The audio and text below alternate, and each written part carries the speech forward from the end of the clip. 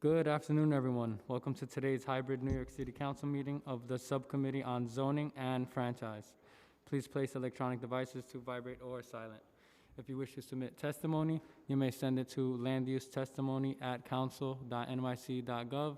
Again, that's landusetestimony@council.nyc.gov. Thank you for your cooperation. Chair, we are ready to begin. Good afternoon, and welcome to a meeting of the Subcommittee of Zoning and Franchises.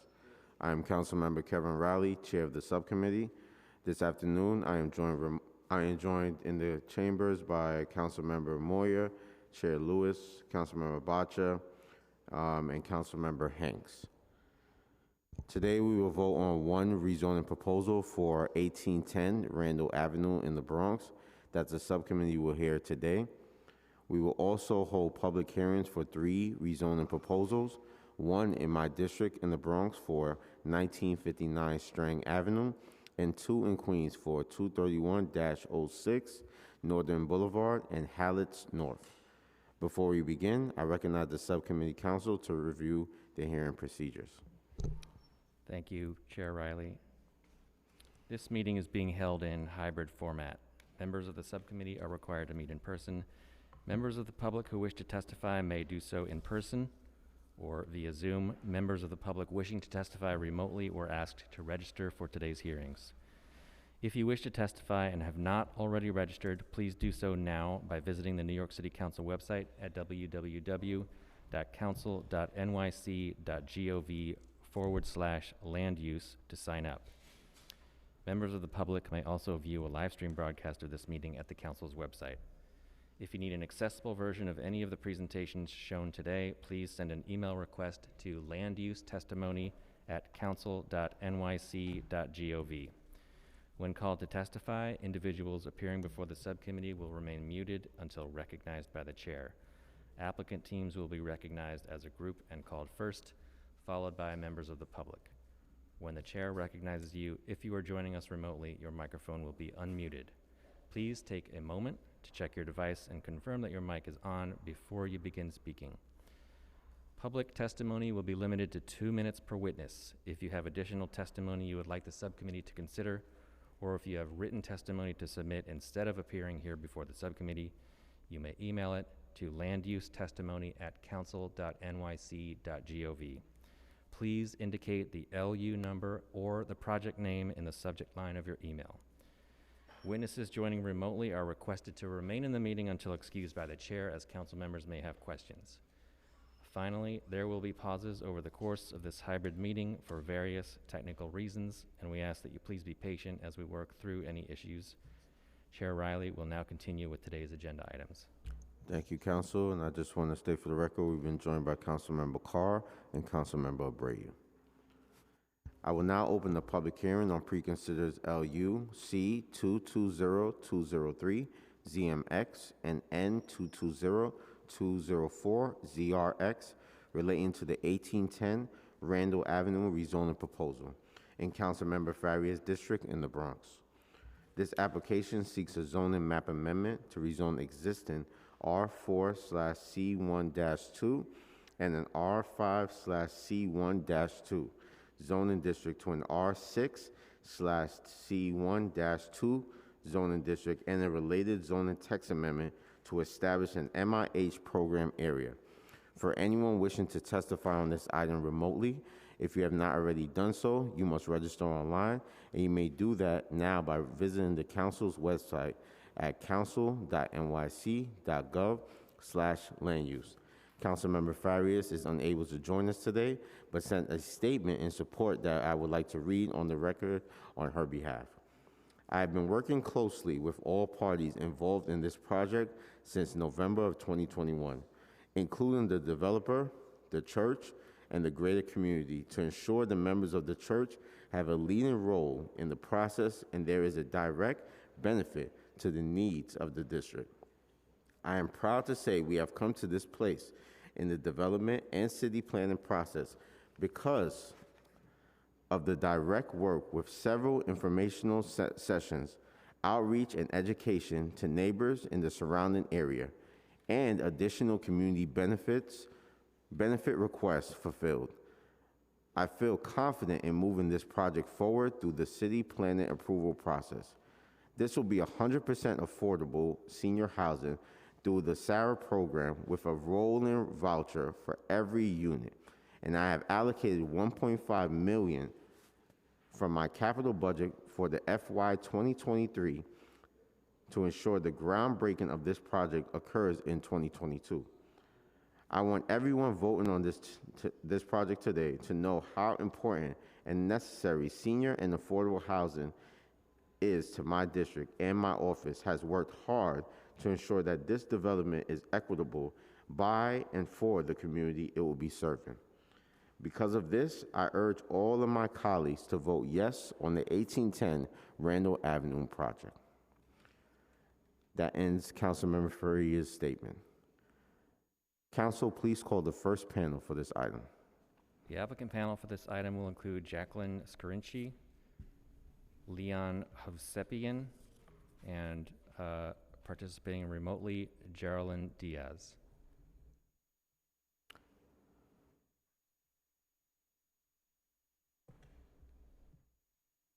Applicants, please raise your right hands.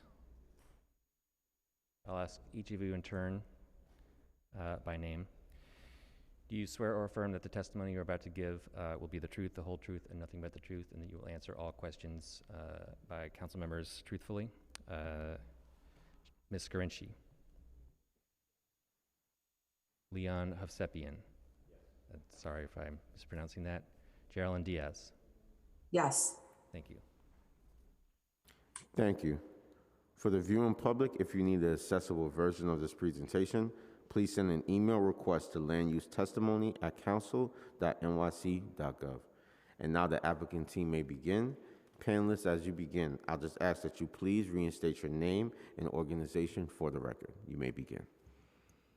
Good afternoon, Chair Riley and members of the Zoning and Franchises Subcommittee. My name is Jacqueline Scarinci of Ackerman LLP, Land Use Counsel for the applicants, which are comprised of the owner, the Casa de la Fe Church, and also Vertical Community Developers, the developer of the project. I'm joined here this afternoon with Leon Hovsepian, the Vice President of Vertical Community Developers, and we're here to present the proposed rezoning of the property known as 1810 Randall Avenue, which will facilitate the redevelopment of a site with new mixed building of senior affordable housing and bring back the current church, Casa de la Fe, House of Faith.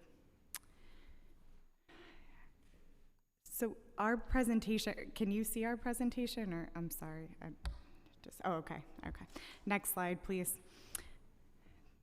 The project site is comprised of 3 tax lots that encompass the entire block front on Randall Avenue between Beach and Taylor. This is just west of the major intersection of Soundview and Randall Avenue, which are wide zoning streets. The project site is a rectangular zoning lot with 200 feet of frontage on Randall and then 100 feet on both Beach and Taylor. The sites are currently zoned R4 and R5A, and there are 6- and 7-story buildings located 2 blocks west of the site in the NYCC Soundview houses, as well as a number of higher density buildings just outside of the 600-foot radius that you see here. The project site has access to a number of bus lines in the area, with a bus stop for the BX27 directly in front of the site, and it has access to the BX5, BX39, and BX36 bus lines. Next slide, please. As you can see from the existing conditions today, the site is improved with the Casa de la Fe Church, which is currently, it was a converted theater, so it is in need of upgrading to provide the classroom and programming space that the church needs to carry out their mission. And also, Casa de la Fe has a significant presence in the community, but is in need of rehabilitating this space. And there's also an unimproved parking lot on the site today. Next slide, please. The applicant team has been engaging with Community Board 9 and Councilmember Farias on this project, as you heard in her statement, and this project is able to hit on a number of the major Community District 9 needs, which include affordable housing, senior services, public safety, youth and children's services, because the church provides much needed affordable enrichment programs for our children, and neighborhood preservation by providing avoiding displacement of residential units. There's currently no residential use on the site today. Next slide, please.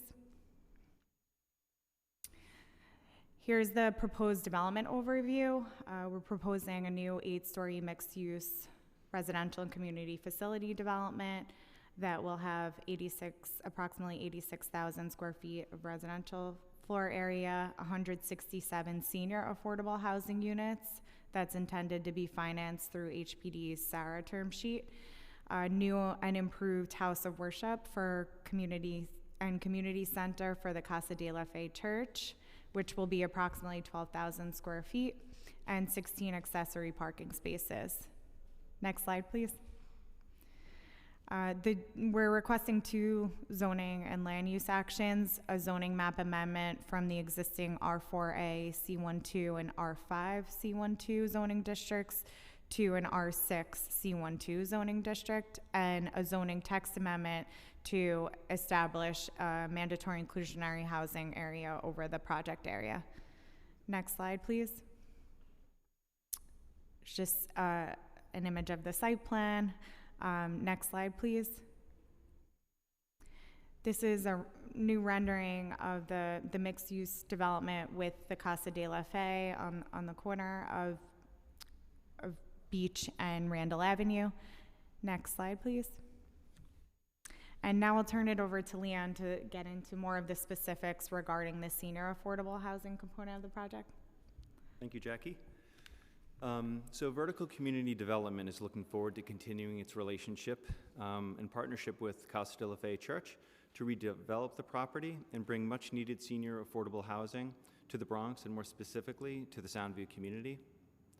The proposed rezoning will facilitate the development of approximately 167 units of housing, 100% affordable for seniors, of which 25 to 30% will be permanently affordable under the mandatory inclusionary housing program, and all of which will be subject to an HPD regulatory agreement with a term of 30 years at a minimum, potentially up to 60 years. We anticipate that the project will be funded using the SARA program, as we mentioned, which is designed for seniors 62 years and older. SARA permits a maximum income level of 60% area median income, but also permits federal vouchers, which are restricted to 50% area median income. Based on the 2022 HUD income limits, household incomes must be between 0 and $53,400 for up to a 2-person household to qualify for a unit. The SARA term sheet also provides for a mix of studio and 1-bedroom units. This slide shows the current unit distribution for the project based on HPD's current term sheet. The SARA term sheet provides for 30% of the units to be used for homeless and formerly homeless individuals, utilizing some of the studio units. We will continue our conversation with our partners at HPD regarding the proposed unit distribution for the project and to further explore whether changes are needed. With that, back to Jackie. So just to kind of give an overview, the project received approval at the community board and the borough president, and also received approval from the city planning commission, and now we're here before the zoning and franchises subcommittee, and if you have any questions, we're happy to answer them. Thank you for your time. Thank you. Just 2 questions really quick, and I'll see if my colleagues have any questions. I just want to announce we've been joined by Councilmember Caban as well. How long is the term for the regulatory agreement for the affordable units that will be covered in the SARA term sheet and are not subjected to the MIH? And what would be expected when the term expires? Sure. So the SARA program will require a minimum of 30 30-year regulatory agreement, but the tax exemption usually is a longer period. It's a 60-year period. Yeah, Go ahead. minimum of 40 and usually 60 years, depending on which tax exemption is used. So minimum of 60 years. A portion of that obviously is permanently affordable with the MIH, and most frequently those get rolled into a new regulatory agreement, a rehab, and a new regulatory agreement after that period of time, but that's beyond our horizon to see. Thank you. And the Borough President Gibson has discussed the need for larger unit sizes. Can you discuss what factors your team contemplated when deciding both on the unit mix and the square footage for each unit? Sure. Do you want me to take it? Oh, sure. Go ahead. Sure. So there are a lot of considerations, obviously, and affordable housing. My background is HPD, so I worked there for many years, for 7 years, previous to coming to vertical community development. So one of the goals is obviously to create as much affordable housing as possible. One of the restrictions in the term sheet limits unit sizes to be within a band. So we're designing our units to be term sheet compliant, which we have to do based on HPD's requirements. And that enables more units to be created. So we have a mix of studios and one-bedrooms that are permitted, and we do have more studios currently, but that's really to get as many units and provide for as many households as possible. Okay, thank you. I'll now invite my colleagues to ask any questions. Anybody has any questions? All right. There being no questions for this applicant panel, this panel is excused. Council, are there any members of the public who wish to testify on the 1810 Randall Avenue proposal? Chair, we will just check with our remote production team to make sure that there are no remote witnesses. If there are any members of the public who wish to testify remotely on the 1810 Randall Avenue proposal, please use the raise hand button now. And if there are any persons in the committee room who wish to testify on this item, please come forward, fill out a speaker card, and make yourselves known. We will stand at ease briefly while we check for remote witnesses.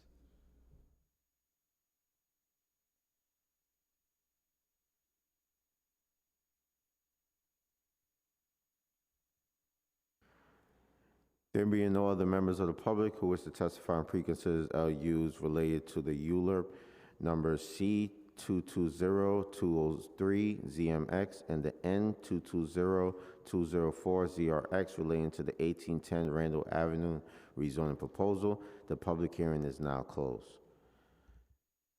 Thank you, Council. Today we will vote to approve preconsidered LUs related to ULURP numbers C220203ZMX and N220204ZRX relating to the 1810 Randall Avenue rezoning proposal in Councilmember Farias District in the Bronx.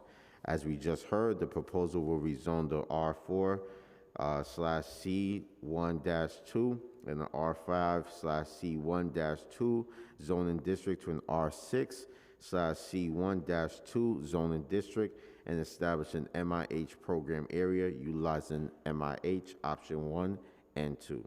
These approvals would facilitate the development of a new 8-story mixed-use building with upgraded facilities for the Casa de la Fe. Councilmember Farias is in support of this proposal. Are there any council members with questions or remarks at this time? There being no council members, I will now call for a vote to approve preconsidered LUs relating to ULURPs number C220203 ZMX and N220204 ZRX relating to the 1810 Randall Avenue rezoning proposal. Council, please call the roll. Chair Riley. Aye. Councilmember Moya. I vote aye. Councilmember Lewis. Councilmember Abreu. Aye. Councilmember Botcher. Aye. Councilmember Hanks. Aye. Councilmember Carr. Aye. A vote of 7 in the affirmative, 0 in the negative, and no abstentions. The items are approved and referred to the full Land Use Committee. Thank you, Council. To continue with today's meeting, I will now open the public hearing on preconsidered LUs relating to the ULURP number C220171 ZMX, relating to the 1959 Strang Avenue rezoning proposal in my district in the Bronx. This application seeks a zoning map amendment to map a C2-3 overlay over within an existing R4 district. For anyone wishing to testify on this item remotely, if you have not already done so, you must register online, and you may do that now by visiting the council's website at council.nyc.gov/land-use. Council, please call the first panel for this item. The applicant panel for this item will include Mr. Eric Palatnik. Mr. Palatnik, please raise your right hand. Do you affirm to tell the truth, the whole truth, and nothing but the truth in your testimony before the subcommittee and in answer to all council member questions? I do. Thank you.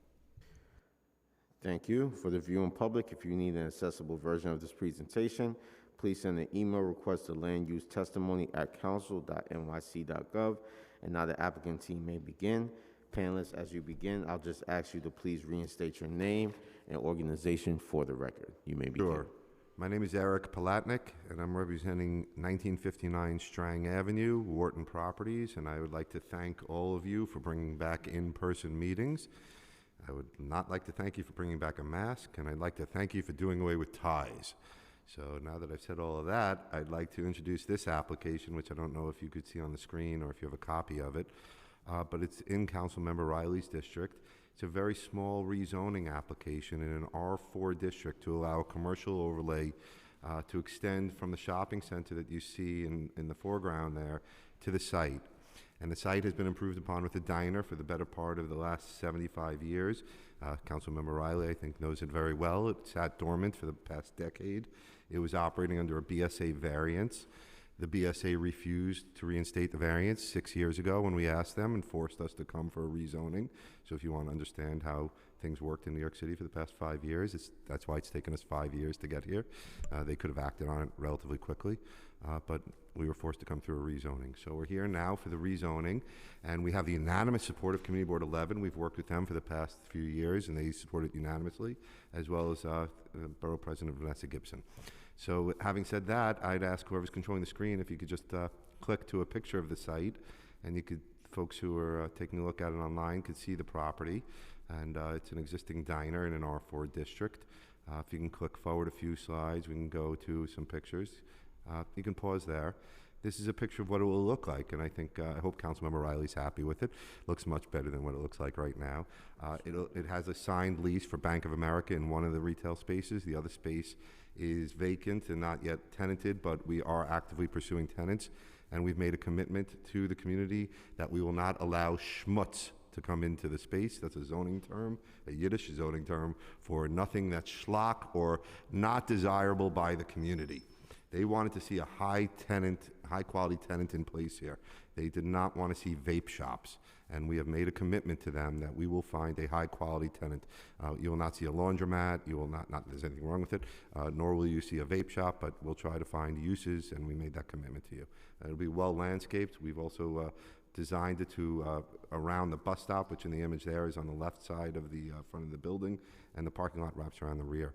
It's a very straightforward application. I don't know if I need to go much further on the presentation unless anybody would like to hear anything or see anything in specific, and thank you for your time.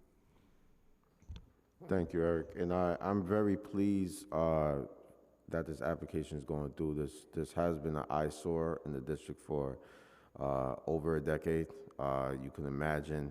And also you're addressing the banking issue that we have in the area. A lot of the banks, which is happening in a lot of communities of color, they're like picking up and going. And the fact that you guys already made an investment and have Bank of America coming to the community, I think that's really great. And I know the Community Board 12 is really appreciative of it. I just have a few questions.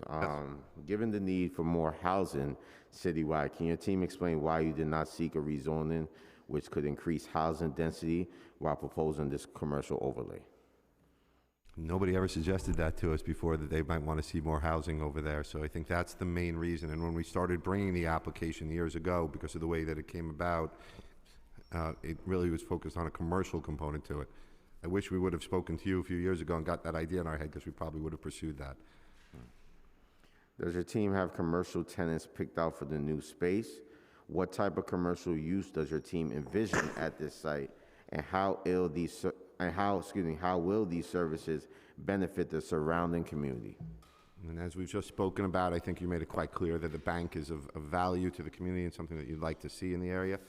Also, I've made mention before that the community board, and I apologize, I mentioned community board 11, it's community board 12, you corrected me, asked for us to have a high-quality tenant in the remaining space, and we're going to endeavor to do that and try to find a use there that everybody could be proud of. And Eric, speaking of the second space, would the applicant be willing to work with me and the community to seek a needed community service provider for the second commercial space, like a daycare, a small daycare, or a community organization that would benefit? Bring it on. It's post-COVID retail space. We're happy to see any use that you feel is important that you want to bring to us. We'd love to meet with you about and introduce to the owners. Thank you. And is there a commitment to beautifying the sidewalk area on this lot with street trees or the urban design elements? Yes, as a requirement of the builder's pavement plan, there will be a requirement to plant street trees where there are design guidelines based upon the location of the bus stop. We cannot impede upon the waiting area for the bus stop, but we will be planting street trees. Thank you, Eric. That's all the questions I have. I now invite my colleagues to ask any questions if they have. There being no further questions for this applicant panel, this panel is excused. Thank you. Council, are there any members of the public who wish to testify on 1959 Strang Avenue proposal remotely or in person? Once again, if there are any members of the public in the committee room who wish to testify on this item, please make yourselves known and present a speaker card.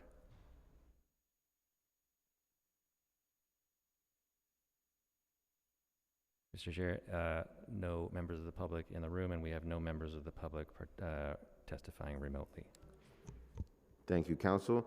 There being no members of the public who wish to testify on the preconsidered LUs relating to the ULURP number C220171ZMX relating to the 1959 Strang Avenue rezoning proposal, the public hearing is now closed and the item is laid over. To continue with today's meeting, I will now open the public hearing on preconsidered LUs relating to the ULURP number C239394ZMQ relating to the 231-06 Northern Boulevard rezoning proposal in Councilmember Palladino's district in Queens. This application seeks a zoning map amendment to map a C2-2 overlay within an existing R1-2 zoning district. For anyone wishing to testify on this item remotely, if you have not already done so, you must register online, and you may do that now by visiting the Council's website at council.nyc.gov/land-use. Council, please call the first panel for this item. The applicant panel for this item will include Frank St. Jacques. Mr. St. Jacques, please raise your right hand. Do you affirm to tell the truth, the whole truth, and nothing but the truth in your testimony before the subcommittee and in answer to all council member questions? Yes. Thank you. Thank you. For the viewing public, if you need an accessible version of this presentation, please send an email request to landusetestimony@council.nyc.gov. And now the applicant team may begin. Panelists, as you begin, I'll just ask that you please reinstate your name and organization for the record. You may begin. Thank you, Chair Riley. Do you have a slide presentation? Would it be possible to load that? Great, thank you. Next slide, please. Good afternoon, Chair Riley and subcommittee members. I'm Frank St. Jacques with Ackerman LLP. We are Land Use Council on this zoning map amendment to establish a C22 commercial overlay within the existing R12 district on a portion of Northern Boulevard in Queens Community District 11. We represent the applicant property owner who operates the Mizumi restaurant that is within the rezoning area. The proposed commercial overlay would allow commercial use subject to the use, bulk, and parking regulations of the zoning resolution, and it would facilitate the enlargement of Mizumi Restaurant, which is a family-owned, multi-generational small business that has served the community since about 2010. Next slide, please. The proposed rezoning area is outlined in yellow on this map and was zoned R12 for residential use back in 1961. However, there is no residential use, only commercial use within the proposed rezoning area. The Mizumi site on the left-hand side of the proposed rezoning area is outlined in red. Next slide, please. All of the properties in the rezoning area, as well as some to the north and east, are commercial uses, which were permitted by use variances from the Board of Standards and Appeals, or BSA, over several decades because the R12 residential district does not allow commercial use as of right. Next slide, please. This slide shows the existing site conditions. The site itself in total is about 69,000 square feet. As we noted, it was zoned R12 back in 1961, and there's been restaurant use at the site since around 1976 by BSA variance. Mizumi began operating in 2010 after receiving a new BSA variance approval, and they seek to expand into the approximately 19,000 square foot vacant portion of the site, which is shown in the diagram on the left-hand side of the slide, that was previously used as a gas station. Next slide, please. This zoning change map shows the existing R12 zoning district on the left and the proposed C22 commercial overlay with the R12 underlying zoning remaining in place shown on the right. The proposed overlay affects the Mizumi site and 4 other properties to the east, as outlined on the zoning change map. Next slide, please. To provide some context for the proposed commercial overlay, this map shows that there are commercial overlays along nearly all of Northern Boulevard at the eastern edge of Community District 11. The area where there's not commercial overlays is almost entirely commercial by way of 9 variances that are shown here with red dots, including all of the properties in the rezoning area and several others to the north and east. The goal of this application is to bring the zoning in line with the existing conditions on this strip of Northern Boulevard. Next slide, please. The proposed overlay represents cohesive planning to address this strip of non-conforming commercial uses. We'll note that the high parking requirement in the C22 overlay of 1 space per 300 square feet of floor area effectively limits the ability to fully utilize the available commercial FAR. Also note that multifamily and hotel uses are not permitted as the existing R12 zoning remains in place. Next slide, please. The proposed enlargement is shown here on the right next to the existing building on the left. The building is raised to comply with flood resiliency requirements pursuant to the building code and provide additional parking. The site will also have extensive stormwater management per a New York State Department of Environmental Conservation wetlands permit. Next slide, please.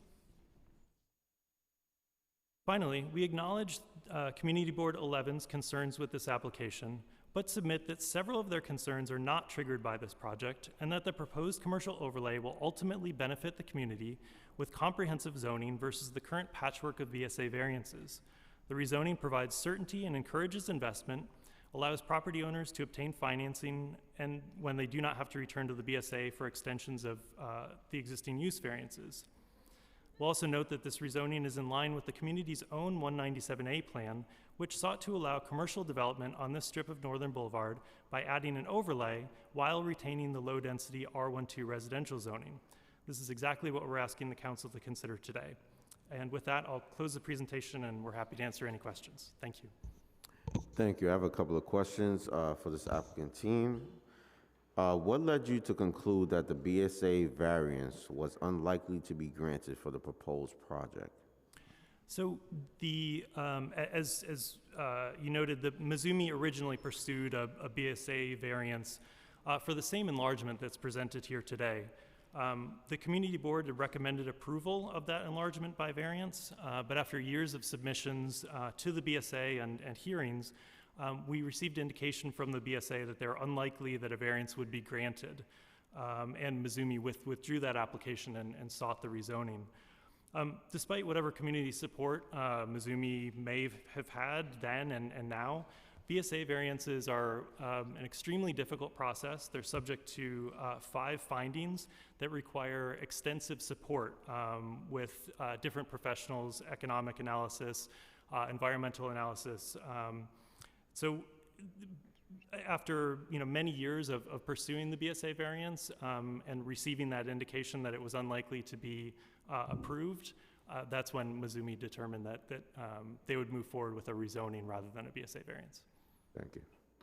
What will most likely happen to the development site and other vacant sites in the rezoning area if this application were to be disapproved?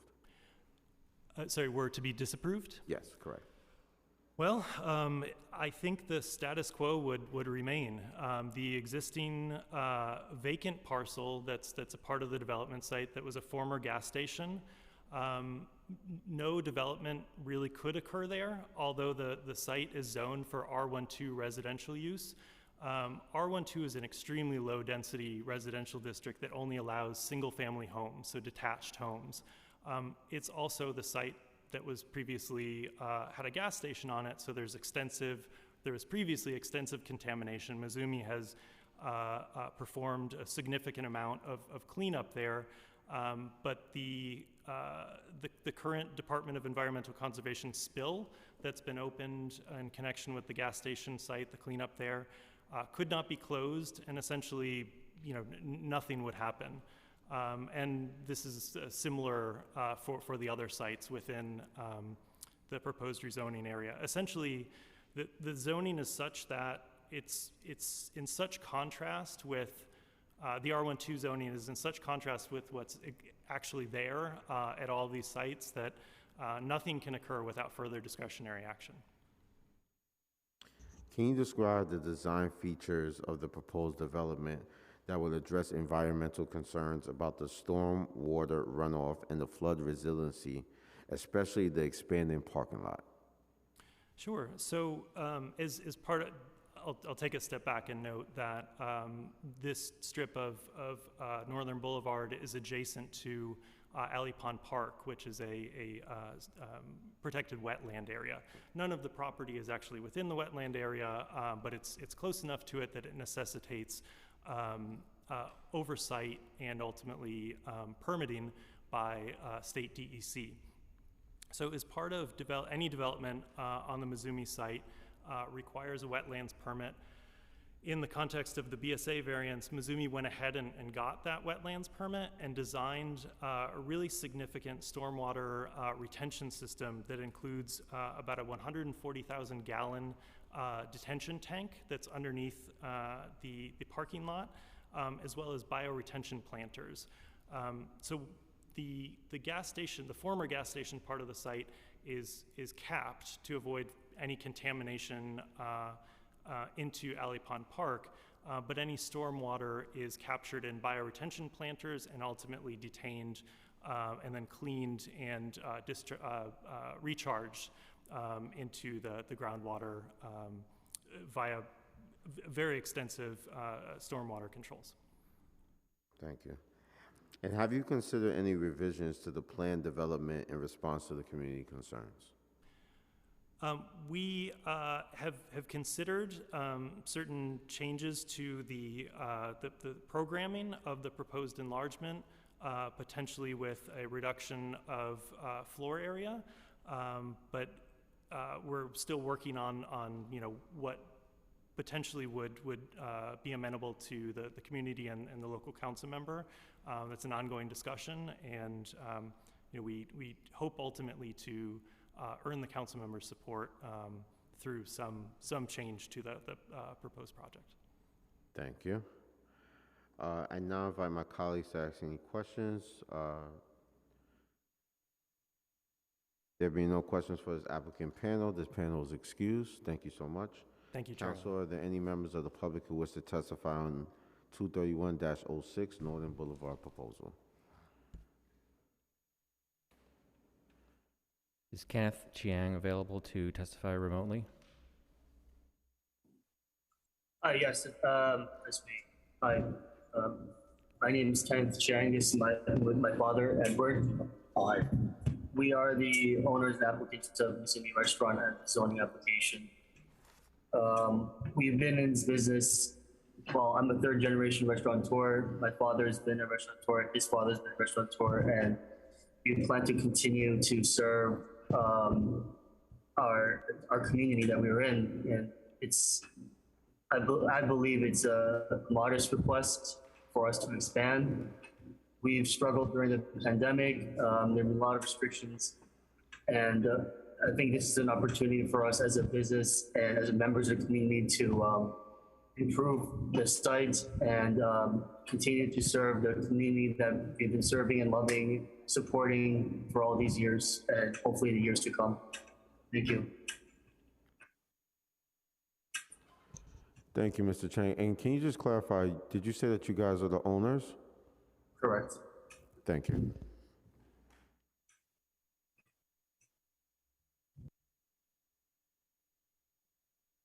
All right, we'll just check with our remote production team to make sure that there are, okay, we have one additional witness participating remotely. Once again, for anyone here with us today wishing to testify, please see a sergeant at arms and fill out a speaker card.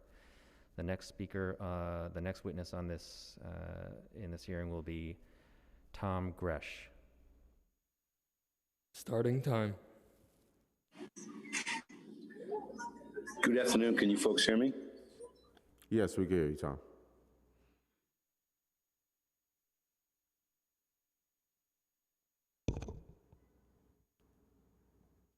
Tom? Hi, can you folks hear me? Yes, we can hear you now. Go ahead.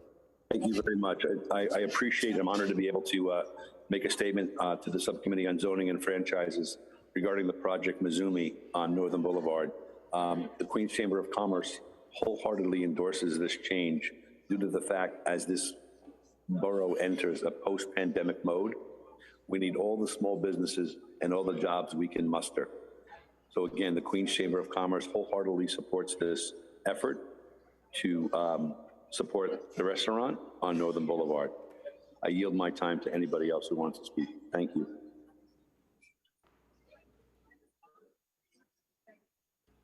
Thank you.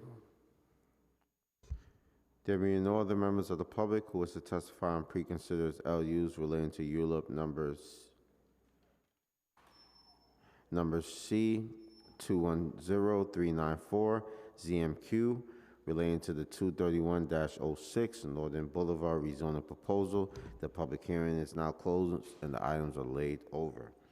I will now open the public hearing on preconsidered LUs relating to the ULIP number C220196 ZMQ and N220197 ZRQ relating to the Hallett's North rezoning proposal in Councilmember Caban's district in Queens.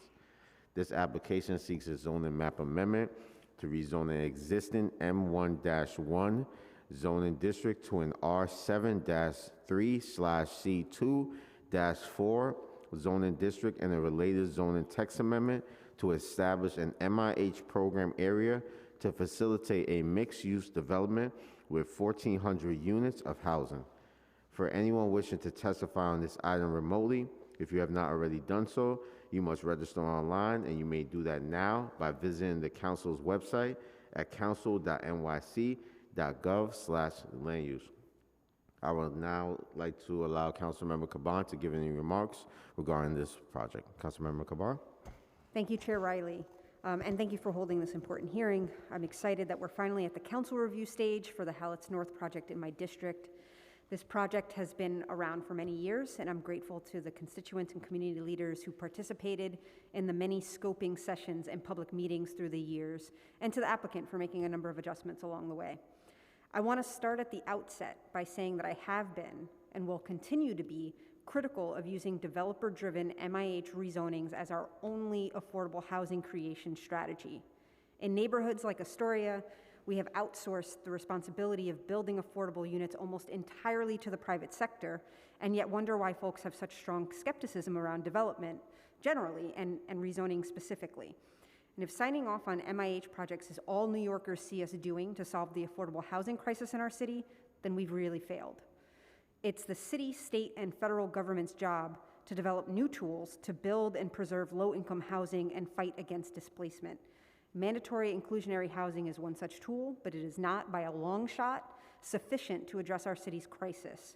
MIH is an important way to ensure that private development contributes to community needs, but for-profit development will never produce the scale or quality of housing that our lowest income neighbors need and deserve.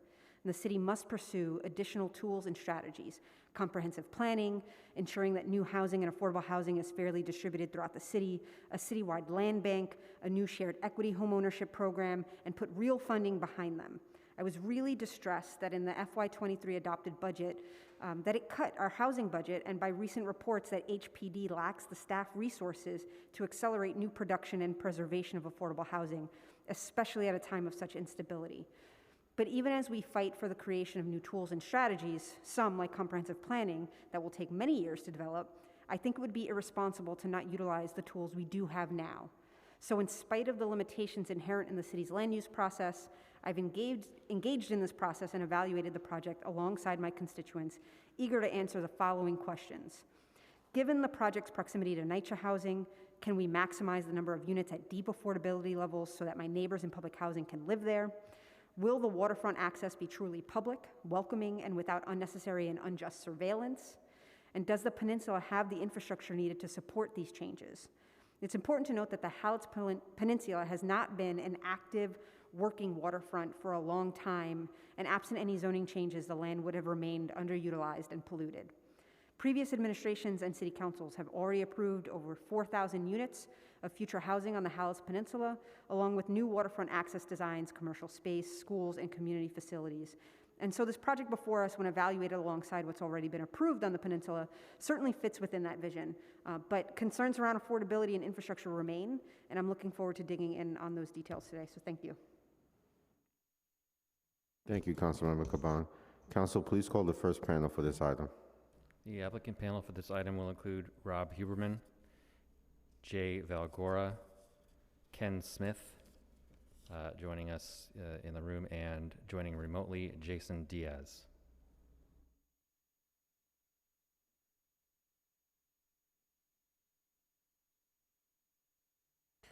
Council, please administer the affirmation.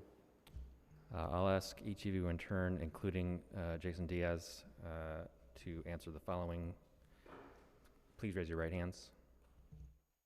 Do you swear or affirm that the testimony you're about to give will be the truth, the whole truth, and nothing but the truth, and that you will answer all council member questions truthfully? Mr. Huberman. Mr. Valgora. Ken Smith. Jason Diaz. Do. Thank you. Thank you. For the viewing public, if you need an accessible version of this presentation, please send an email request to landusetestimony@council.nyc.gov.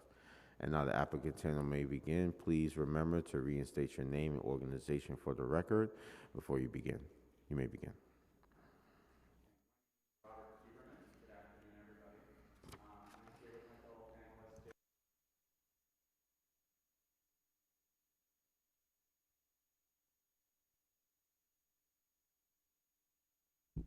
Sorry about that. We're here on behalf of the applicant for the Hallett's North project, which is an exciting new project that is proposed to be developed on the Hallett's Peninsula in Astoria, Queens. Next slide, please. So this is just a rendering facing southeast, just so you could see, and it's from the public open waterfront park that is proposed on the development, which we'll go into some detail in this presentation. Next slide, please. And this is the consultant team that's been working on this project diligently for the past 3+ years. Just wanted to acknowledge them. Next slide, please. Okay, so hopefully you guys can see that, but if not, so there is significant community support for this project, and that is due to the project goals and the community benefits that are going to go hand in hand with the development. One of the first project goals and community benefits will be resiliency, where there's going to be major enhancement to resiliency here. We're going to raise the site 9 feet, which is more than is required, and that will prevent coastal flooding, not only on the site, but also in the surrounding community because it's being lifted up so much, and Jay can get into that a little later. In terms of sustainability, the applicant is seeking LEED Silver certification for the building, and they're looking into geothermal energy, which we'll also get into a little bit later, which should help reduce reliance on fossil fuel use. One of the biggest assets to this project is the public space, which Ken Smith and his team have designed, It's going to be a beautiful space. It's going to be about 1.1 acres, which is about 30% more than is required under zoning. It will be open to the public. It's going to be a beautiful waterfront park. We will be, aside from what we're saying, the applicant is entering into a restrictive declaration and a maintenance agreement with the Parks Department, which will ensure that the park will be maintained and will be open to the public. The next biggest asset that we're providing is about 335 affordable units. So the applicant is pursuing MIH option 1 here. They have since the beginning of the project, and there will be no subsidies being sought from HPD, so that should help expedite things. So 335 units is going to be great for the local community. And finally, economic opportunity and education. We're looking at about 500 jobs that are going to be created, where the applicant is partnered with Zone 126 and Urban Upbound. There's about 20,000 square feet of community facility space that has been allocated to this development. So we've been working very closely with them to help find them a space for their programming. There's also a healthcare provider that we've been speaking with, and that would all go into the community facility space as well. Next slide, please. So there's been significant community engagement and outreach even before this application was submitted. Over 3 years of community engagement, including 4 meetings with the community board, meetings with the Astoria Houses Tenant Association. There were focus groups with Astoria Houses residents. There's been a lot. And what's at the bottom of this slide, we believe rings true. We have made what we have heard a priority. It's really been a very collegiate, cooperative process all throughout. And because of that, we're happy to report that we've received community board approval, borough president approval with some conditions, and most recently, city planning commission approval for this project. So I think that's in no small part due to the amount of engagement that there has been on this project. Next slide, please. So now I'm just going to quickly run through the proposed zoning actions. It's what we're here for today. These are what we're seeking approval on. So this is a rezoning. It's a rezoning from an M11 manufacturing district to an R73C24. And with the R73C24 zoning comes the next bullet, which is the zoning text amendment to map an MIH option 1 area here. Next is a waterfront special permit, which will waive certain height setback, tower size regulations. This is directly connected to not only the design of the building, but also the design of the waterfront plaza, the waterfront open area, and the limited and narrow layout of the site itself. It's kind of a flag-shaped lot, so certain waivers were required for that. The next 3 really kind of go together. Waterfront authorizations to help modify little bits and pieces of the waterfront area using boulders instead of bollards and things like that, little grass area modifications, things like that. And a waterfront authorization for phased development. So the waterfront will be developed in phases because the project is so large, but the vast majority of the waterfront will be developed in the first phase. A waterfront certification, which is always required whenever you're building something on the waterfront from city planning, and an amendment to the city map to demap a portion of 3rd Street extending from 26th Avenue. So currently 3rd Street is a mapped street. It's privately owned and it's unimproved. It's basically just dirt and maybe little bits of grass. And through this project, we're going to demap the street and it will become an upland connection from 26th Avenue to the waterfront, and it will allow the public access to the waterfront. So next slide, and I'm going to turn things over now to Jay Valgora. Thank you, Rob.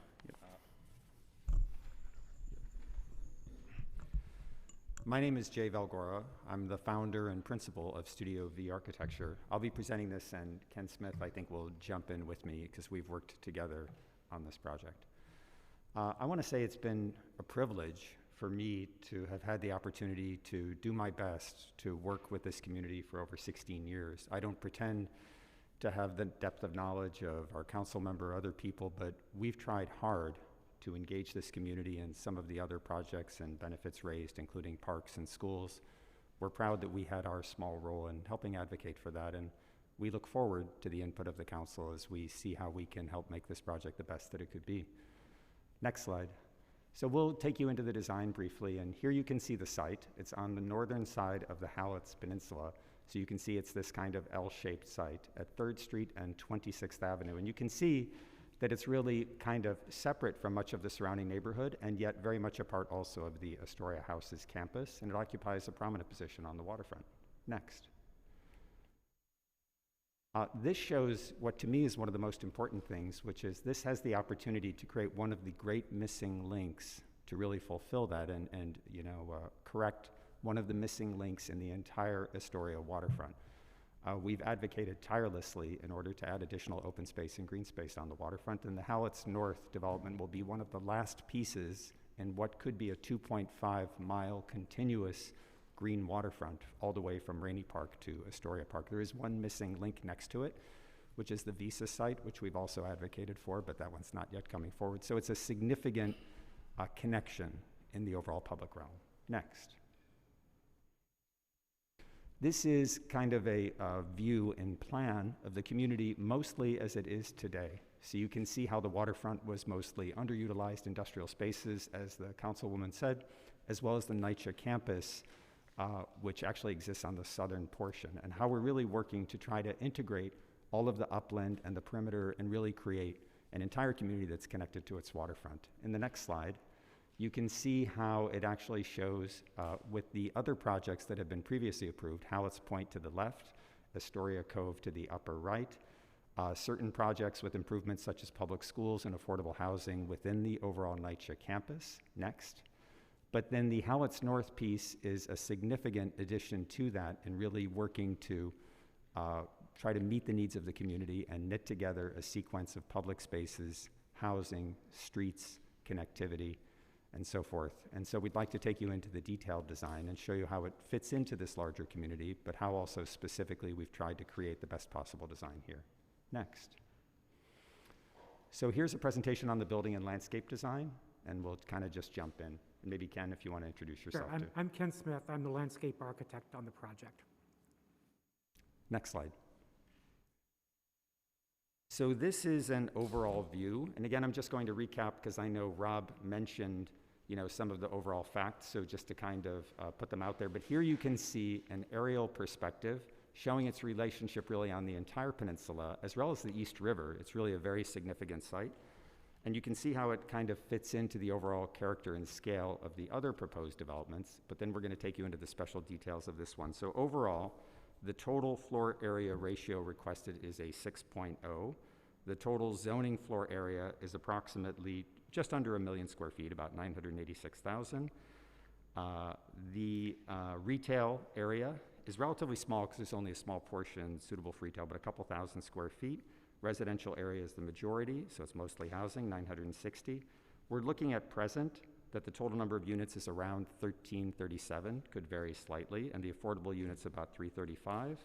And then there would be space for 510 parking spaces. So that's kind of a larger overview of the project as a whole. Next. Here you can see we worked really carefully with our colleagues at City Planning and also through extensive community meetings, which I like to do personally as the owner of my firm, to really try to sculpt the massing in order to create a highly articulated series of building envelopes and volumes that must be respected if the project is approved, which also include significant setbacks and even input fairly far along into the process where our client has really worked with us to make commitments and improvements throughout, including these significant setbacks at 3rd Street and moving the tower closest to the waterfront. Even though we have 30% extra open space, we even pushed that tower back a bit towards the end in order to respond to input that we received from the council and from city planning. Next. Now, resiliency is a key point, and I'm proud of how we address resiliency. I was actually appointed by the city council to the Waterfront Management Advisory Board. I believe I'm the only practicing architect in New York that had that honor, where we worked pro bono with the city to actually help create the 10-year plan. And as part of that, I like to live by the principles that we promote. And so we've tried to take extraordinary measures to take into account resiliency and climate change, including significant elevation to the site. But more than that, and I think it's key, we want to not only protect our site, but we would like to make improvements that benefit the greater community. So not only does the elevation prevent water from entering deeper into the peninsula, and the other projects will also help, but we would like to absorb stormwater, create kind of a sponge or a series of rain gardens that I know Ken will describe shortly, that actually really create softer edges, reinforce the waterfront, and actually allow us to collect and hold stormwater. So this is a very important part of our strategy and very important for the future of our waterfront. Next. Now this starts to show some of the stormwater collections, and maybe Ken, you want to speak to this a little bit too. Yeah, this shows the sort of the major parts of the project. 3rd Street, which is the upland corridor that links the waterfront to the neighborhood, and we'll show you designs for that, which are really intended to be as welcoming and accessible as possible. We've worked very hard to actually wrap the waterfront to the south to actually shorten the distance from the neighborhood to increase its welcoming quality. And we've also developed a series of infiltration gardens, what we call the Oyster Gardens, as well as active recreation. Next slide. This shows the emphasis on stormwater infiltration. The 2 major strategies are to lift up the site to deal with storm surge, to protect the neighborhood, and then to actually infiltrate as much stormwater as possible to reduce the runoff that would have an impact on the neighborhood. You can see here too that we're trying to really engage the streets. So for example, this is the first thing one sees in the development from the upland community. So we wanted to put retail, cafes, signify the welcomeness of the waterfront, do riparian plantings, rock gardens, while still elevating the site in order to make it friendly. And we think those 2 things can be done in a way that is compatible. Next, please. The stormwater infiltration system is based on having infiltration gardens where the drainage actually is directed inward to these gardens where they will filter through the soil and into infiltration chambers. So we can actually handle a great deal of stormwater on the site.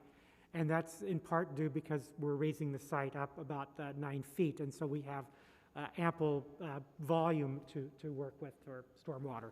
People often ask me, you know, are we sort of, by elevating our site, pushing the water out onto the surrounding properties? And in fact, we're very specifically not doing that. We're elevating the site to take into account significant future climate change. We're elevating it more than is required by code and setting a higher standard than even what New York City requires, because we'd like to be an exemplary waterfront project. But then we're also acting as a sponge to kind of soak up as much of the stormwater as we can from the surrounding community in order to benefit the greater peninsula. Next. And I think beyond the environmental goals, we've tried to embed the site with good social spaces and active recreation that respond to the community. Certainly the waterfront will provide a good bike trail for people with bicycle parking. We've worked with the Parks Department to provide outdoor exercise equipment because that's part of sort of the health and wellness part of the project. And working with the community board, we're putting in an overlook deck which actually projects out over the slope and gets people closer to the water, and it will be designed with picnic tables and barbecue grills, so it really would serve family events and gatherings and group activities like that, as well as the social seating that is typical of waterfronts. I'd only add that I'd like to thank, you know, city planning, the Department of Parks, the local community board, you know, the councilwoman and the city council office, their own planner, because we received input from each of them at various stages. So we're presenting these as the ideas we've developed, but these really come from a whole series of different people. And, you know, we've had, you know, the privilege of being able to include these elements within the design through the process. I would say many of the best ideas came from the community board and the Parks Department and the neighborhood. We actually incorporated them because they were the right thing to do, and they made a lot of sense. So let's keep going. We don't want to take too much of your time. We want to answer your questions too. So this is the overlook deck that we've provided, which provides a really great kind of access to the water, looking out over the waterfront, and in terms of active recreation with the family gathering, picnicking, and barbecue area. You can see how we've elevated the site, but still created soft edges, this kind of wonderful feature that extends out, which is at a really special point. We'll show you renderings later. You can see the Oyster Gardens and even these kind of social spaces with these kind of green, grassy amphitheaters. Next. So one of the challenges was really to deal with 3rd Street, the access to the waterfront. And we've heard very clearly and been responsive to making it as welcoming and accessible, having equity involved in getting to the waterfront. So we've treated the street really as part of the waterfront with a positive landscape that feels like the waterfront. And we've actually shortened the street up to wrap the waterfront around the corner of the development and closer to the neighborhood. Furthermore, the map street is only 50 feet, and so we've convinced our client to actually electively widen the street, wider than is required. We've Actually, set it we back. widened the sidewalks, but not the street. That's right, so not the drive aisle, but the sidewalks. And you can see it represented in this view where there is wider sidewalks, extended tree pits, seating and benches that encourage people to linger. They're actually incorporated within the sidewalk area, as well as extensive what we call stoop gardens that activate the edges of the building, that have many entrances with kind of small stoops and gardens that actually represent, I think, the typologies that one sees in Queens and in New York City. Next. And we're going to kind of work our way into the waterfront. And this is really the waterfront proper, where it really begins to open up and you get the kind of the full effect of seeing the waterfront and the bridges and the whole sound, if you will. So the further in one comes, the buildings peel back even further. We set them back, we angle them to open up views, encourage people to come to the waterfront, provided extensive plantings. And I note that these are all required. These aren't just illustrative. Like the exact plans, of course, are vested with city planning if they're approved. And so literally every sidewalk, every rock, every planted area, you know, must be built as shown here. Next slide. And this slide shows how we've actually wrapped the waterfront area around the building corner toward the south to actually bring the waterfront closer to 26th Avenue, to shorten up 3rd Street, to actually make the waterfront as close and accessible and welcoming as possible. So I work directly with the New York City Fire Department. We minimize the lanes, as Ken said, to be just what is acceptable to the fire department in order to ensure the safe access of their staff. And then really we've worked to great lengths, including recent feedback, to maximize the amount of pedestrian area, greenery, the rock gardens, really communicate the openness of the waterfront, which we think has been essential, and the direction we've been giving by the community. Next. And this then looks back toward the neighborhood, so you can see 3rd Street, you can see the entrance to the waterfront, you can see the terraced areas, the rain gardens, the diversity of native plant materials. I love that I was like, Ken, what are the red trees? And he's like, those are tupelos that we're mixing in with the other trees. Like, we wanted a range of different experiences. We wanted to have different colors and different seasons. You know, it's not just for the warm weather. So we want to really show how we can make it as welcoming as possible. Next. And then this is really a larger view. So it shows really, you know, kind of the ensemble of all the buildings, all the open spaces, the resiliency features, and most importantly also how it connects to the surrounding areas, as I mentioned earlier, because we're very much about how can we connect into the historic Cove property next to it, which Ken also designed with us. How can we create the continuity of the waterfront where there's a whole range of different experiences, because over there we have get downs and a large playground, but then we added other elements such as the active recreation kind of features within this property. So we're really working hard to look at it, not just for this property, but how it ties to a greater extent into the surrounding community and certainly the peninsula as a whole. Next. And then the one thing I would leave you with here is just that there's also something a little bit magical about this site. This is a place where the waters of New York come together, where the Long Island Sound meets the Harlem River, meets the East River, the views of the bridges. It's a very special place, and so we'd like to create an astounding and special public park that we think is commensurate with the potential of this site and create something that, you know, New Yorkers and the people of this community will love going forward. It's very important to us for this project, and we hope we've achieved that. Next. So then I think we have just some of the community benefits, and I'll let Rob speak to these issues. Thank you, Jay. Thank you, Ken. Next slide, please. So as Jay said, I'm just going to run through probably the most important part of this project, which are the community benefits. The first one is Brownfield Remediation. This was one of the dirtiest sites in all the 5 boroughs, and in kind of an interesting and good move that the applicant made. They invested $16 million in the cleanup, which has already been done, and they did this before they even applied to the city for any type of approval. So they were very proactive about it. It shows how serious they are about this site and getting these things done. Next is the Waterfront public space, which Jay and Ken just went through. Just high-level points. Again, 1.1 acres of beautiful space, unique design. It will be fully public and open to the public. Again, and that will be recorded in certain legal documents. It will have to be, and the applicant team will maintain it. Affordable housing, MIH option 1. No subsidies required from HPD, and in some of the later slides I'll go a little bit deeper into that. Community facility and community serving retail. So as you saw in the presentation, there will be some retail on 26th Avenue as you approach the project, and the community facility spaces will be devoted to urban upbound and zone 126. So they've been partners in this and helping us find space for them in the development. And finally, resiliency. The project will be lifted 9 feet. Ken went through a little bit of how beneficial that will be to his design of the waterfront area, but again, it will also protect not only the site, but the surrounding area from coastal flooding. Next slide, please. So brownfield remediation. On the left, the left column, you can see how the site looked a few years ago before the remediation was done.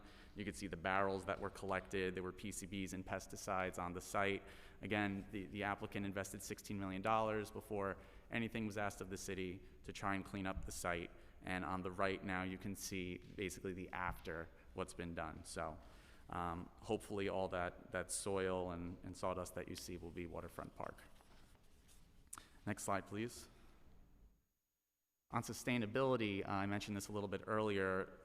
Based on a comment from the community board and working with the community board, the applicant is looking into geothermal energy, which will hopefully reduce reliance on fossil fuels in the building. I know Jay and his team are working actually on a building in, I believe, Brooklyn right now, and he could probably speak more to that, but where he's pursuing this exact thing. So we've succeeded for, a rental residential building, a collection of buildings, in doing the largest geothermal project in New York City's history. It's under construction, the wells have been drilled, and we think it's cost effective, and we'd love to do that here. So we would have to investigate the hydrology of the site, which we're doing, but we think this is an extraordinary opportunity to do a level of sustainability and to affect, future climate change in a way that, hasn't been done and on a scale that hasn't been done before. The number 2 project is St. Patrick's Cathedral, and our project is twice as large and already underway. So we're going to make a good shot at doing it here because I think the site would be good for it.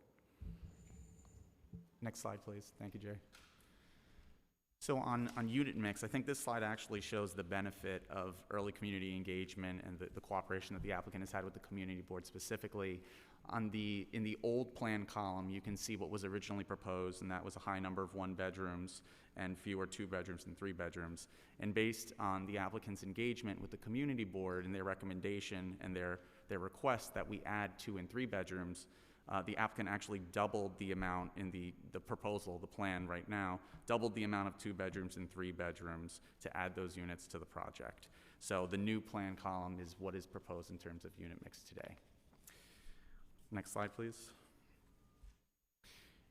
And on affordable housing, and this goes further to what Councilmember Caban said earlier, on the left you can see what the applicant started with, which is MIH option 1. 25% of the residential floor area must be provided at an average of 60% of AMI. So you can see 134 units at 40% of AMI, 67 units at 60% of AMI, 134 units at 80% of AMI. In speaking with the council member, and we hope to continue working with her, the applicant has committed to lowering the lowest affordability tranche. So going from 40% AMI to 30% AMI, and doing this without utilizing the deep affordability option, which actually provides fewer affordable units. This will still be the same number of units, 134, 67, and 134. The big difference being that the 80% AMI will go to 90, but the 40% will go to 30% of AMI. And as I said, we hope to continue working with the council member on this. The only other element one might add is that it's also being done without HVD subsidy. Yes. Next slide, please. And finally, community facility and retail, just to, again, high-level highlights here, because it is an important part of the project. There's going to be about $600 million invested in the neighborhood through this project. Urban Upbound, a partner in the project, is going to install a job incubator on the site. That is their intent, and that will help with job training and small business development for the local community. And I believe he'll be able to speak about that a little later. And the project itself should generate about 500 new neighborhood job opportunities. So we're excited about that, and I believe that is the end of our presentation. So thank you for letting us present, and we'd be happy to answer any questions. Thank you. I'll ask a few questions before I pass over to Councilmember Caban. Have you explored the possibility of having an early childhood education facility on this site? Has the development team or SCA identified alternative sites that will be viable for an early childhood education facility if it is not located within the development? Sure, yeah, so there have been conversations with the SA about that, about doing it on site. I think those conversations are still going on, and it's part of the environmental mitigation that's part of the project. So I think that's definitely in the talks. It's definitely been discussed, but those are still ongoing. Thank you. This project will add a lot of people, approximately up to 3,713. Please explain why you believe the park renovation you propose for the Tri-Barrel Playground B is sufficient mitigation for the expected impact. Sure, and I may defer to Ken a little bit on this because I know he's helped design it. And actually, Ken, why don't you just explain a little bit on what will go into that design? Sure. Playground B is about half underneath the elevated highway, and the other half is open air. And right now, there's sport courts underneath the elevated highway, which are in a pretty good shape. But the area that's open to the sky has a children's playground area, which is actually not in very good condition. It's not a really state-of-the-art playground.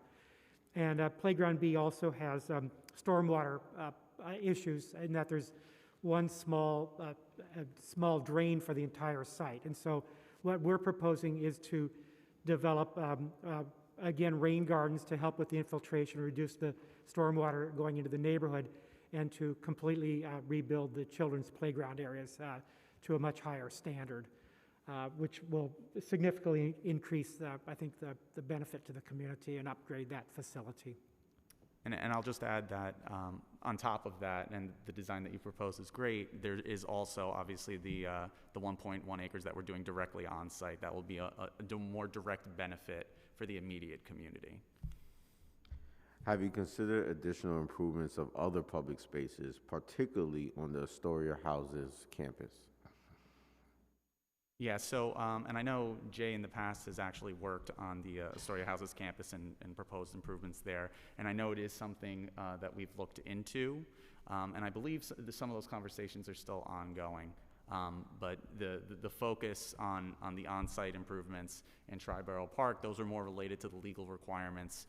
The Astoria Houses improvements, I think, are more community-oriented improvements that the applicant is interested in. Right, it's a little tricky because when we do mitigation, we don't get to choose the site, as it were. It's designated under various legal constraints. But I can say, you know, as someone who has had the privilege of working with this community, that several of the other projects that we've done have already committed to significant improvements, including within Astoria Houses, where, you know, we know many of the residents and their leadership and have worked with them much in the past. So previous projects that we've done that have already committed to improvements there include significant upgrades to the entire Esplanade, which actually did suffer somewhat under Sandy, improvements to an area where they have their rubbish and trash collection, which is quite complex because it's tied into the larger infrastructure of the NYCC campus, improvements to the streetscape, including the restoration of Astoria Boulevard and bringing that back through in order to create more activity and connectivity through the campus. And finally, we've already approved the location of 2 schools that have been actually worked out and approved on the NYCC campus, as well as 2 affordable buildings, buildings with affordable housing, including one that's under construction today. So those aren't part of this project because, as we said, we don't get to choose, as it were, the mitigation that's kind of chosen for us. But I know my firm and I personally have been a passionate advocate trying to make improvements to the NYCC campus, and all the things I mentioned to you are already approved and planned over the next coming years. And the applicant is in close contact with the Astoria houses, the whole group, throughout the whole process they have been. So there's a good line of communication there between them. Thank you. And can you guys just talk right into the mic, because it's kind of hard hearing you. Oh, yeah, sorry about that. And lastly, before I turn over to Councilmember Caban, can you please describe your discussions with MTA New York City Transit about potential station improvements at 30th Avenue? Sure. So, not really loud. And I think Jason's on the line too, so he may be able to talk more about the technical specifics. But there's been a lot of focus on the applicant team about how we're going to deal with usage of the MTA subway stops. And actually, I don't know if it was said during the presentation, but there are going to be shuttle buses that are going to take people from the site to the closest MTA station, I believe 30th Avenue, to help with that. But we worked very closely with the MTA on the 30th Avenue subway station to see what was feasible in terms of possibly doing something there to improve the station. And I believe it was ultimately determined that the improvements would not be feasible, at least at this time, to make the specific improvements that were identified in the FEIS. Thank you. That's the end of my question. I will now turn it over to Councilmember Caban. Thank you. Before I start with my questioning, I actually want to lead with a request. As far as I can tell, you haven't shown renderings from the 26th Ave 3rd Street side, except that one that's looking up the driveway. And so it would be really great if y'all could provide that. Thank you. We'll be happy to do that. Great, thank you. And then I know that you showed it in the slide, but in terms of, can you just break down very quickly the unit mix income target for the proposed affordable units and estimated rent? If you could throw that back up there, that would be great. And then, when do you expect these units to come online, and how many will be constructed in each phase of the development? Sure. So first, you said the unit mix, I believe you said, right? So I don't know if we could put it back up, but I could say it out loud. 1 bedrooms is approximately 950 units, 2 bedrooms approximately 315, and 3 bedrooms approximately 75. And so looking at I guess combining my questions, looking at those numbers, can you talk a little bit about when you expect those units to come online and how many will be constructed in each phase of the development? So in each phase of the development, let's see if I have that information. Here it is. If you have the breakdown by building, I can. Yeah, if you have it. I can. I don't have it. 300, that's a little rounded off, but yeah. But okay. So, sorry, we're just trying to, I'll give you the approximate number, and then, of course, we can follow up with a more precise number. Great. So, the first building to be built, we call Building 1, which would be the furthest upland. So that's the first building, which faces directly onto 26th Avenue and 3rd Street. So that would be the first one, and that is approximately 300 units, a little bit less than that, but around there.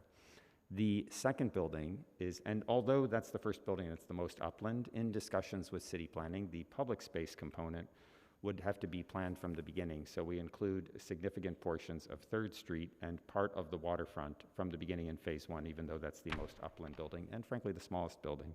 So there's a significant part of the open space, as well as the units committed to in phase 1. In phase 2, we're showing approximately 450 units. Again, we'll give you the exact number afterwards if we can, just so I make sure I do it accurately. And so that's the second building, which is more positioned within 3rd Street. So it's within the center of the project, if you will. The third building is the furthest to the north, and that one would also be about 450 units. And so that would happen third. And then each one has commensurate areas of additional public space that are part of it, because also we need some staging area for construction in order to not bother residents who are living there. We need area for equipment and so forth, and so we've worked that out. But even though we do require staging for construction, very important, so you don't disturb people who are living there, you at least minimize the disturbance, that we have included significant areas of the public parks and open space in each phase, including kind of front-loading it to a degree so that it's there from the beginning of the project. Thank you. Chair, may I continue? Yes. Thank you. How are you going to ensure that local NYCHA residents are promptly made aware of the new housing opportunities in your buildings? I'm sorry, could you repeat that? I had trouble hearing you. How will you ensure that local NYCHA residents are promptly made aware of the new housing opportunities in your buildings? In the new building. So the applicant, I know they're going to work, they're going to continue to work within the community to make that information available. The only thing I'll say, and I'm not an expert on this, so I apologize if I misspeak, but the affordable units, I believe, are done on a lottery basis. So while there will be an effort, obviously, to let the Astoria Houses campus know that this is available, it's not something that the applicant or the owner picks. It will be done on a lottery basis. Right, but you will have some sort of a process in terms of proactive outreach Absolutely. to let, Sorry. particularly the NYCHA residents, know that they have this option. Absolutely, yes. Okay. I think I'm going to leave it there on sort of the affordability questions that I have, but I will say that I do look forward to working with y'all on additional improvements to the affordability options. I obviously said time and time again that is the #1 priority.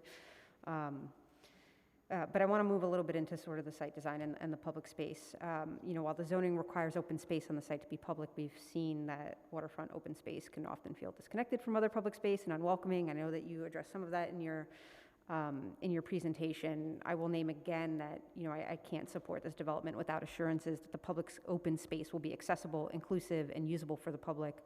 So questions related to that are what hours will the waterfront open space be open? And if not 24/7, how is it going to be closed off?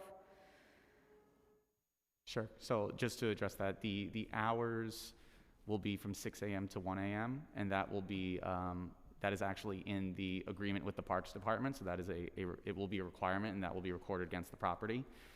In terms of how the park will be closed, I'm not sure on the details of that, but I would assume there will be, I'm sure they'll work with you, Ken, to help design something that'll be both beautiful and secure for the area, whether it be a gate or something like that during the hours of, Well, actually, we could add to that. The New York City generally has a standard, I believe it's called the Open Park Standard. So it's meant to not really gate parks. So the park would be, closed in the late evening for, security purposes. But in fact, there is no barrier, no gate, no physical barrier.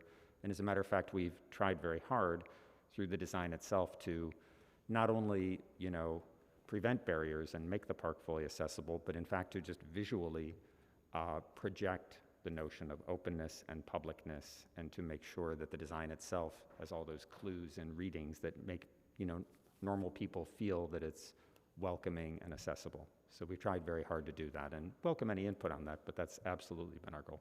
And again, in our conversations, I've also brought up concerns about surveillance, about the functioning and reach of security or privacy. Do you have plans for private security on the site? If so, what are they? And what also, in addition to what kind of signage about public use of the open space will be posted?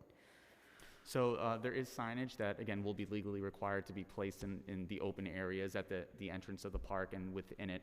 That will make very clear what the hours of operation for the park are, and that it will be a public space, and it'll have the same signage that all public open spaces have in the city. So that'll be very clear. And then in terms of surveillance, or I guess security, it's something that I know the applicant is taking very seriously, and how that will be done. And their priority is to make sure that this space is going to be beautiful for the people that live there, but also openly accessible to everyone in the community. So there will be no, everything will be open and accessible completely, and they'll make sure that the area is safe within standards of what the Parks Department wants. Okay, but specifically, do you have any plans for private security on the site? I'm sorry, say that again. Do you have any plans for private security on the site? No, not at this time. Okay, thank you. In Gowanus, the DCP deliberately required active uses on the canal waterfront to increase the public use of the space. Have you looked at adding active ground floor uses on the waterfront in the development? That's a great question. So first of all, we really support retail in general wherever we can. It's tricky doing retail on the waterfront, and I've had many discussions with the community and with city planning because we've had the benefit of working on the peninsula as a whole, and the peninsula really needs more retail. We've planned a whole series of retail corridors, including some things that have been built, which are mostly 26th Avenue, as well as portions of the future 4th Street, which isn't built, and a portion of the waterfront at Astoria Cove, because it has enough critical mass that we think it can support retail. Unfortunately, we didn't think that the waterfront on our site would support retail. The client's not against it, because retail, is a great use, so it's not a financial decision at all. It's more of a practical planning decision, like, will the retail do well? So because we felt retail wouldn't do well, unfortunately, I'd reference certain sites such as Brooklyn Bridge Park, for example, where we did the retail at Empire Stores, which supports the park, but at other locations further away where it doesn't have critical mass, it's failed and been empty. So what we did instead, in response to your question, is we created community facilities, all active edges. We don't want it to feel private, but we want, as Jane Jacobs taught us, eyes on the street. And so throughout the entire project, we either have retail, we have lobbies, we have residences where we actually created kind of townhome type residences that have stoops and gardens that face directly into the street, like a classic Queens neighborhood. And finally, on the waterfront park, we've also included some areas where we have the community facility, some of which aren't designated yet for a user. And so that's something that could be the source of potential future conversations, but that will activate the edge and make it feel public. So we've gone to great lengths to try to achieve that goal. Okay, Chair, I believe I just have one more question. I've asked you to share your designs for green infrastructure and shoreline plantings, including the salt marsh grasses, as well as your maintenance plans. Can you please provide those details?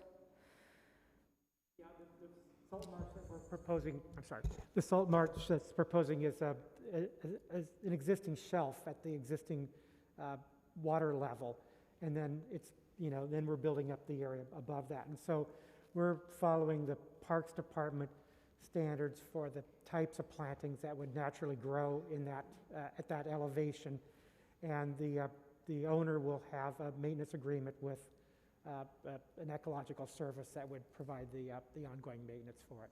I think we could add too, though, because I remember the councilwoman requested this. So Ken, you put together the drawings with the DEP standards. It's actually required by the Department of Environmental Protection. And Ken actually showed how the design conforms to the DEP, regulates how you can make sure that salt marshes and rain gardens and so forth work effectively.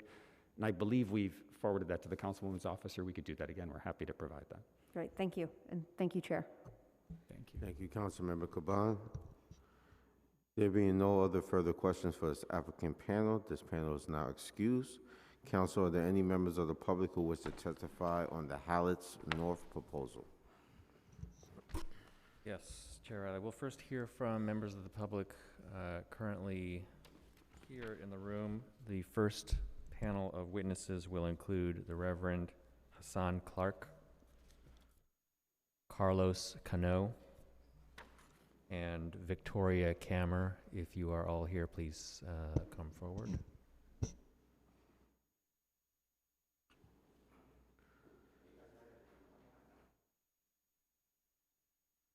Members of the public will be given 2 minutes to speak. Please do not begin until the Sergeant at Arms has started the clock.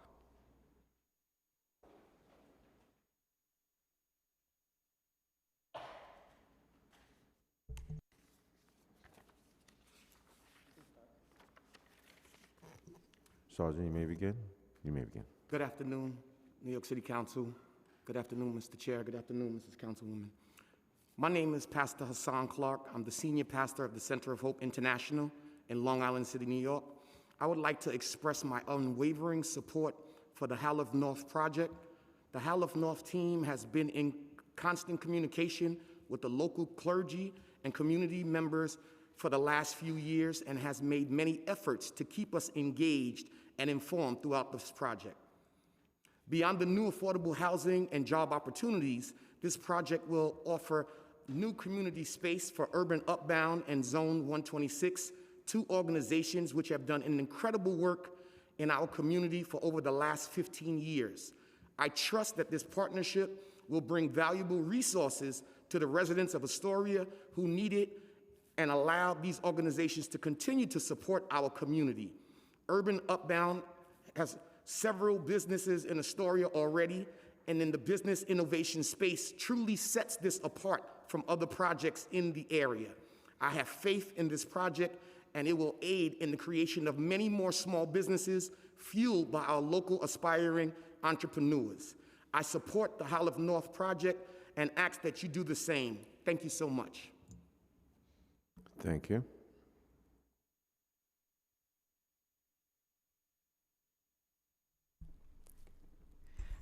Good afternoon. My name is Carlos Cano, and I'm the Chief Operating Officer at Urban Upbound. I'm speaking today on behalf in support of the Howell North project. Urban Upbound is a community-based organization dedicated to breaking cycles of poverty in public housing and other low-income communities. In our Astoria office, we provide a suite of integrated programs rooted in the Just Plus model, such as employment opportunities, job training, one-on-one financial counseling, start-to-finish tax filing, mental health services, and small business and worker co-op incubation. These programs directly benefit the residents of Astoria houses and other underserved families in the peninsula. Unfortunately, the state of our Astoria office itself often creates barriers that disrupt or impede our ability to deliver services. Thanks to the Howell North project, Urban Upbound will have an opportunity to finally escape the limitations of our current aging infrastructure and continue to offer vital services. This will be made possible through access to a new office in the proposed development, from where we'll run an economic incubator that will develop cooperatively owned businesses and employment opportunities, connecting local residents to these good jobs. I would like to highlight that beyond the benefit of this new space, which comes at not cost to our organization and adds up to an investment of $1 million over 10 years, the developer has listened to our needs and they have worked with us in creating an innovative, smart design that our staff and those we serve can be proud of and inspired in.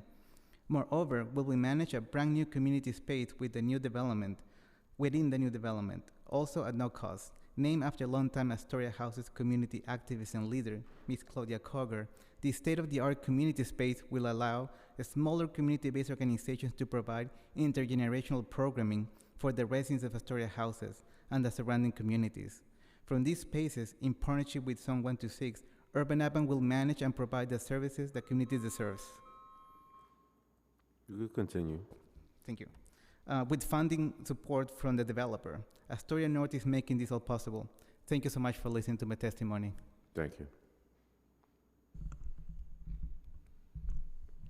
Good afternoon. My name is Victoria Kammer, and I'll be reading today on behalf of Pastor Gilbert Pickett, who's a strong supporter of this project, but unfortunately couldn't be here today. My name is Pastor Gilbert Pickett Sr., and I am the moderator of the Eastern Baptist Association, an association of 120 churches primarily in Queens, Kings, Nassau, and Suffolk counties. I am also the senior pastor of the Mount Baptist Church in Corona, as well as a lifelong resident of Queens. I speak today in support of the Howell North project because it brings new housing and investment to an underserved community where many of my congregates I represent live. I recognize that the housing crisis and disinvestment is not limited to Astoria, but this area is in critical need of new development and housing. This rezoning will improve the quality of life for the whole community by creating new affordable housing options, new places to shop and work, and access to the waterfront. The 300-plus affordable apartments will benefit the community where high-quality, affordable housing resources are scarce. It will further benefit the community by bringing local retail and restaurants for the new residents of the building, existing area residents, and visitors to the surrounding area. The permanent jobs will support local employment and boost our local economy. Please accept this testimony as my support for the rezoning. Thank you. Thank you. Councilmember Caban, you have a question for this panel?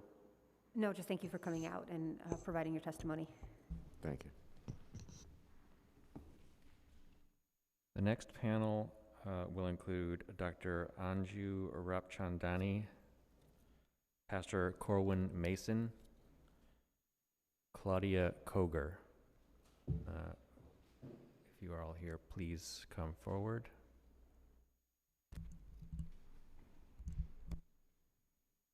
Dr. Rapchandani, then Pastor Corwin Mason, then Claudia Koger. You may begin. Good afternoon. My name is Dr. Andrew J. Rapchandani, and I'm the proud executive director of Zone 126. I'm here to express my support today in favor of this project. I'm addressing you today from a very unique perspective. I'm someone who's grown up in Astoria and Long Island City, and I have the privilege of running a nonprofit organization here. My family moved here close to 40 years ago, and I've been fortunate enough to attend great local public schools within walking distance of my home. Now that I have the privilege to lead an organization that's from cradle to college to career, supporting children and families specifically in NYCC, Astoria houses, Ravenswood houses, and Queensbridge houses through partnerships and collaborations, I couldn't be more excited for a project like this to support our needs for children and families through partnerships around college and career readiness, workforce development, literacy, STEM, mental health, college counseling, and much more for our children in the area. I know all too well what it's like to grow up in poverty where my family did not have equal opportunities. And so I often ask myself the question, what role can new development play here in the area in terms of addressing longstanding inequities? I have had numerous conversations with the development team, and I wholeheartedly believe that they plan to address a lot of the community's challenges that have further been exacerbated by the COVID-19 pandemic. I truly believe we'll create opportunities to provide the support needed for many of our neighbors. I have to commend the team for their continuous efforts to engage with the community to develop a project that not only supports the local residents, but longstanding trusted partners like Urban Upbound as well as Zone 126 that are going to provide all of these activities to support our local historians. I here at Zone 126 today am in support of this project so that we can support local hiring opportunities for minorities and women of color like myself alongside with Urban Upbound. They're paving the way for us to do so, and we need to support this project. I hope that everyone will figure out a way to expedite this process. Thank you. Thank you.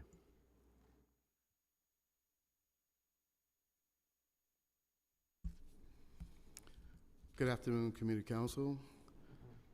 I'm Pastor Cohen S. Mason, Senior Pastor of the Community Church of Astoria, and I thank you for allowing me to speak today. As an advocate for my community, I'm always looking for projects that will bring truly affordable options to our residents. New affordable housing in Western Queens is not a desire, but rather a need. Many NYCHA residents are living in substandard conditions where they are constantly overlooked and grossly undeserved. Affordable housing is incredibly limited, leaving many residents with no way out of the NYCHA cycle. I'm here today to express my support for the Hallett's North project. This development will bring much-needed housing, new jobs, and a community space to benefit residents of all ages. This project is a glimpse of hope for thousands of Astoria residents seeking new affordable housing. Offering 300-plus affordable housing units will make a major impact in our community. I strongly believe that this project is a step in the right direction, working with reliable nonprofit partners like Urban Upbound to ensure local hiring and job training. Please accept this testimony as my support for the rezoning. Thank you. Thank you. You may begin. Good afternoon. My name is Claudia Coger, and I've been a resident of Astoria Houses for over 60 years. And I'm a former president of Astoria Houses for many years, this tenants association. I'm a tireless advocate for social welfare, education, and tenants' rights in the Astoria community. As an advocate for my community, I speak today in support of the Hallett's North project because it will bring new investment resources and affordable housing options to our neighborhood. For the past 2 years, Hallett North has proven to be a true community partner and has shown a vested interest in our neighborhood. This is beyond a simple promise for affordable housing in a new building. The Hallett North team has been on the grounds talking to the residents, hearing our opinions, and lending support when we were in the most need. Throughout the pandemic, the Hallett North team played an instrumental role in the food distribution happening daily in Astoria Houses. In October of 2020, a severe gas leak in Astoria Houses left residents without a gas for their stoves for many months. Hallett's North partnered with the Astoria Tenants Association to distribute 21 consecutive days of hot meals to the residents. Whether it was food distribution, holiday gifts for the children, turkeys for Thanksgiving, when we needed support, Hallett North was there for us. I look forward to continued conversation with the development team to how this project can benefit the residents of Astoria Houses who live just minutes away from the proposed project. I'm excited that our community will have new programming and access to the waterfront. I have faith this team will do right by our community and know this will be a fruitful partnership. And I appreciate today that we sit in the presence of our Councilwoman Tiffany Capone, who's in support and ever on the grounds with us in Astoria Houses. And we ask you, please, to accept this testimony and my support for the rezoning. Thank you for your time and consideration in this important request. Thank you so much. And Councilmember again, I Brown. just want to say thank you, and also it's always good to see y'all. Thank you. If there are any other members of the public with us in the room who wish to testify, please once again see a Sergeant at Arms. Complete a speaker card, and then we will take your testimony. At this time, we will take remote testimony from one witness at this time, Anna Ortega. Do we have Anna Ortega? Starting time.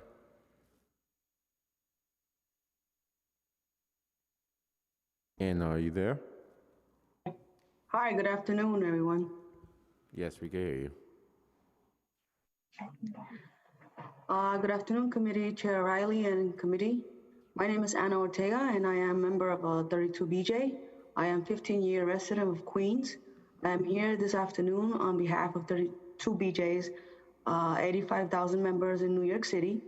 We are the essential workers that keep the buildings in city running, residential building workers, janitors, security officers, and other vital roles in the property services sector. We are pleased to express our support for Hallett's North rezoning. 32BJ supports responsible development that invests in and benefits our communities. Importantly, the creation of good family-sustaining jobs. I am happy to report that the developers of this project reached out to the union early in the process and made an incredible commitment to creating prevailing wage building service jobs at this site. We estimate 17 building service workers who will permanently staff the site. These jobs will come with not only fair wages that meet the industry standard, but also qualify affordable health insurance and other meaningful benefits like pay time. We know that members of the local community typically fill jobs like this. We are also pleased to see that 350 of 1,400 residential units on the project will be affordable housing in accordance with the mandatory inclusionary housing program. This will bring a greatly needed increase in the supply of affordable units for working people in Queens. With the combined commitment to good jobs and affordable units, this project will bring the opportunity for upward mobility and security to working class families. The community board has approved the project.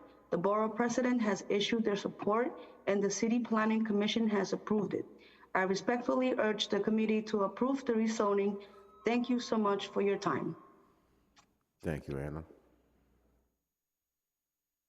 Chair Riley, that is it for public witnesses registered and present at this time. I'll remind the viewing public and anyone else with us today that written testimony may be submitted via email to landusetestimony@council.nyc.gov. landusetestimony@council.nyc.gov. Thank you, Council. Councilmember Kavan, you have anything else? No, thank you. Thank you, Councilmember.